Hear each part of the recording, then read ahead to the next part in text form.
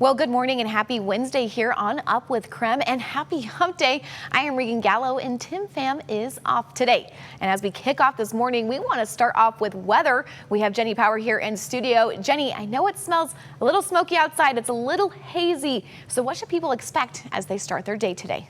Yeah, Regan, taking a look at some of the current conditions, we've had some more smoke move into parts of eastern Washington and North Idaho overnight. So that's why as you're headed out the door, you might smell that smoke in the air. Right now, Spokane has been right on the line between moderate and unhealthy for some. In fact, we are just seeing some unhealthy for some air quality out in the West Plains area and the western part of Spokane County. What's happened weather-wise is we have seen some light winds here coming out of the west-southwest, but that has pushed here wildfire smoke to the northeast of where fires are burning. So that's a look kind of what is happening weather-wise when it comes to some of this smoke and haze. We have been seeing smoke from wildfires that are burning in Oregon being funneled up into parts of northeast Washington as well as North Idaho. And then on top of that, we're also getting some of that smoke and haze from fires that are burning out near the Colville Reservation and through the Okanagan Valley. So it's leading to this, a really pretty sunrise, but the smoke and the haze has kind of made the colors a little bit more intense.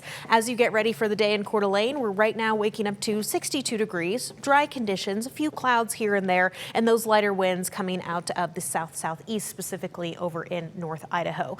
Current conditions across the board here, many of our start time temperatures are in the same boat. So we've got mid to upper 50s for parts of Moses Lake, Pullman, some low 50s right now further north to Sandpoint, Idaho, 59 degrees currently in Spokane. Temperatures this afternoon are going to be right on par with our average, mid 80s, but when we could see a warm up, that's coming up in my extended forecast. Let's also get you out the door with what we are seeing on your traffic impact, starting with a live look for you at I-90 and Hamilton, where traffic volumes have started to pick up, but overall things are moving smoothly. Dry road conditions as we take a look across the rest of the region and get you an idea of what we're seeing out in Liberty Lake. This is a live look for you at I-90 and Appleway, where we can see that yes, traffic volumes are also picking up, but at this hour, no major collisions to report to you. So we've got average drive times. We can see that as we've got green across the board here on our traffic maps. Regan?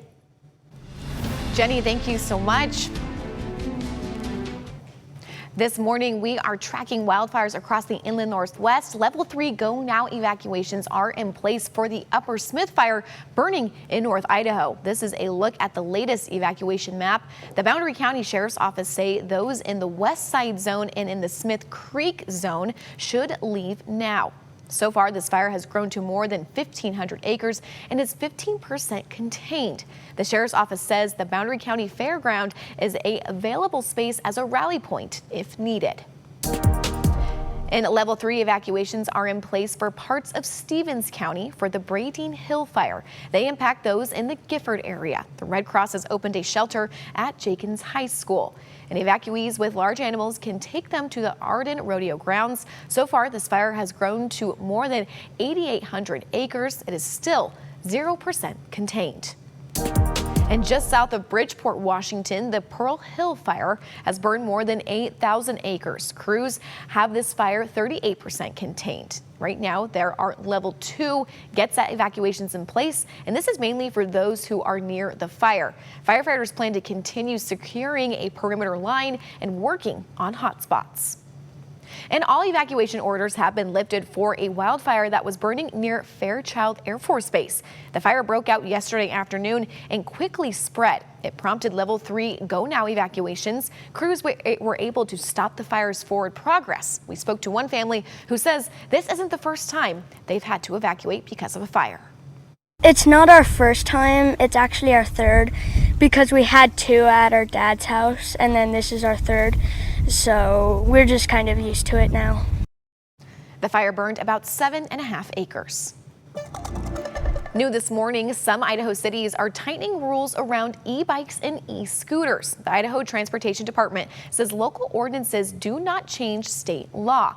Right now, Coeur d'Alene restrictions on e-bikes and e-scooters in certain park and waterfront areas. Under Idaho statute, e-bikes and e-scooters remain untitled under state law. State officials also are urging riders to wear proper safety gear, obey speed limits, and ride defensively around pedestrians, cyclists, and vehicles.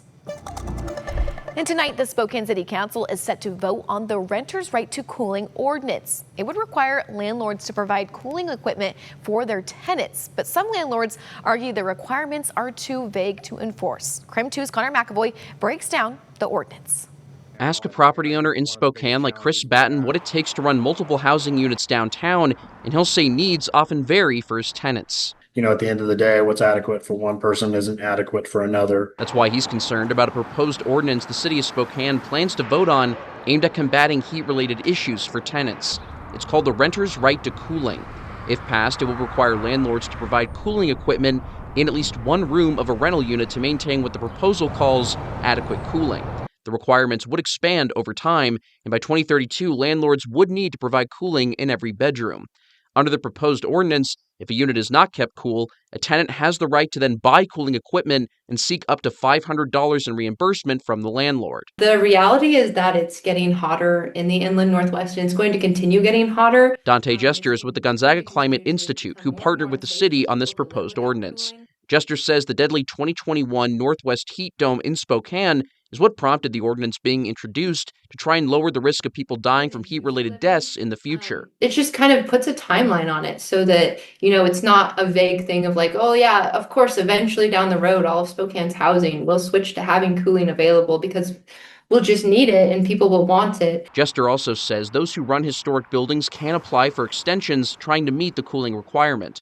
But Batten disagrees, saying at the end of the day, he and other property owners in Spokane may have to make tough, costly decisions if this goes through. We have certain properties that we're looking at upgrading and replacing carpets and doing things of that nature. And then, you know, there's only so many dollars to go around, especially, you know, these days where, you know, some of the costs are spiraling, insurance and everything else. So at the end of the day, we're going to have to make choices. Former Spokane Mayor Nadine Woodward has officially filed a lawsuit against the city seeking $10 million in damages after council members denounced her appearance at a prayer rally in 2023. And then Mayor made an appearance at an event called Let Us Worship. The prayer rally had connections with Christian nationalists, and controversy stemmed from a video of Woodward appearing on stage with former Washington State Representative Matt Shea. You might remember Matt Shea was expelled from the state Republican caucus after an independent investigation found he committed acts of domestic terrorism. Spokane council members voted to denounce the mayor's appearance at the event, citing Shea and other, quote, known anti-LGBTQ extremists were contributors to the rally. Woodward later explained she was there to pray for the city. And her attorney, Mary Schultz, tells KREM 2, quote, a legislature can identify worthy goals, but it cannot pass legislation to punish an individual by name. Schultz went on to say the city council's resolution was not passed to set worthy goals. It was passed to influence the election.